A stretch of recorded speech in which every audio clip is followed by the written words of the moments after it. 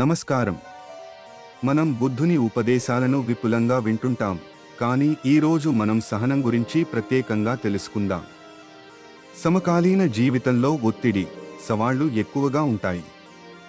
ఇలాంటి సమయంలో సహనం ఎలా మన జీవితాన్ని మారుస్తుందో బుద్ధుని ఉపదేశాల ద్వారా తెలుసుకుందాం. సహనం అంటే ఏమిటి? బుద్ధుడు తన జీవితకాలంలో మనకెప్పటికీ చెప్పినట్లుగా, సహనం అనేది జీవితంలో ఉన్న అంతిమ శాంతిని పొందే మార్గం.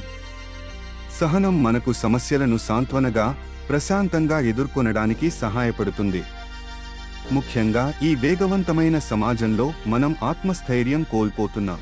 మన రోజువారీ జీవితంలో ప్రతి చిన్న విషయం పట్ల మనకి త్వరగా కోపం, ఆందోళన వస్తుంది. వందలాది నోటిఫికేషన్లు, చివరికి ట్రాఫిక్ లాంటి విషయాల వల్ల మన ఓర్పు క్షీణిస్తోంది. అయితే బుద్ధుడు సూటిగా చెప్పారు, సహనం మన అహం మరియు కోపాన్ని నియంత్రించే అస్త్రం. సహనం మనల్ని ప్రశాంతంగా, సంయమనం కలిగిన వ్యక్తులుగా మార్చుతుంది. ఇది మన శాంతి స్థితిని నిలుపుకుంటుంది, మనం మంచి నిర్ణయాలు తీసుకునేలా చేస్తుంది. ఒక సంఘటనను ఊహించండి. ఎవరైనా మీపై అన్యాయం చేసినప్పుడు మీరు వెంటనే ప్రతిస్పందిస్తే అది ఏ ఫలితాన్ని ఇస్తుంది? అదే సమయంలో సహనం చూపించి ఆలోచిస్తే దాని ప్రభావం ఎంతమాత్రం భిన్నంగా ఉంటుంది? బుద్ధుని బోధనలు మనకు చెబుతాయి, సహనం మనల్ని ఉన్నత వ్యక్తులుగా తీర్చిదిద్దుతుంది. సహనం ఒక మంచి మనస్తత్వం కాదు, అది ఒక అస్త్రం, ఒక కళ. దానిని అభ్యాసంతో అలవాటు చేసుకోవాలి. అయితే సహనాన్ని ఎలా పెంచుకోవాలి? ఇక్కడ కొన్ని బుద్ధుని సహజ పద్ధతులు ఉన్నాయి. మొదటిగా, శ్వాస మీద దృష్టి సారించడం. ఇది మన ఆలోచనలను శాంతపరిచే సాధన. రెండోది, ప్రతికూల పరిస్థితులను ఎదుర్కొన్నప్పుడు కొంచెం సమయం తీసుకోవడం.